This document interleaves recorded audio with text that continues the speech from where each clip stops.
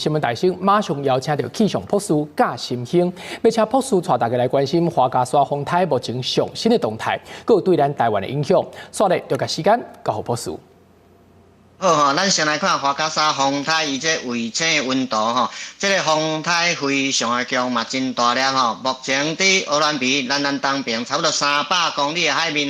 七级风的范围差不多320公里，10级风的范围150公里。中心上强的这个风速每秒钟58公尺，差不多17级风这个阵风它来到每秒钟73公尺，超过17级风以上。听到这咱免担心啦。加在伊这风台路线较南边，风台上强的风就伫这10级风的范围内底，拄好拢伫巴士海峡顶面。咱即马开始到明仔载中昼进前是这个花家山风台影响台湾上面迄个时间，倒位爱特别注意风台过去的天气是安怎样咱就来看预测气流加雨水图即马风台看起来稳定的往西边伫走。咱是受到风台外口的这个气流透东南风甲东风，所以呢，东边这边宜兰、花莲、台东以及屏东的这个恒春雨上明显。明仔载尾暗风台差不多会离开咱台湾，但是咱台东的雨差不多会落到24号。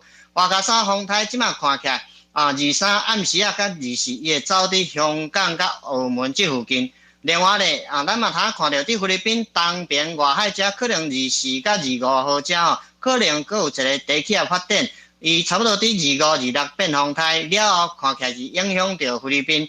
另外伫日本东南边外海这个晚上风台伊目前看起来会离开日本对日本的天气无影响。咱风台风的这个影响的情形到底是安怎样咱来看这个预测这个风雨的这个预测图咱雨水的部分咱今日暗时甲明仔载规个雨水拢伫宜兰、花莲、台东以及屏东高雄、屏东这边嘛有短暂阵雨，其他的所在伫北方的所在雨无讲介济啦未来5天的部分呢，咱这个风台差不多会落到拜四。咱东边这边花莲、台东这边雨水同款较明显，其他的所在中昼了有西北风少的天气。拜五甲礼拜咱慢慢就变做是西北风少的天气，中昼了后，新竹、苗栗依然有局部的短暂阵雨。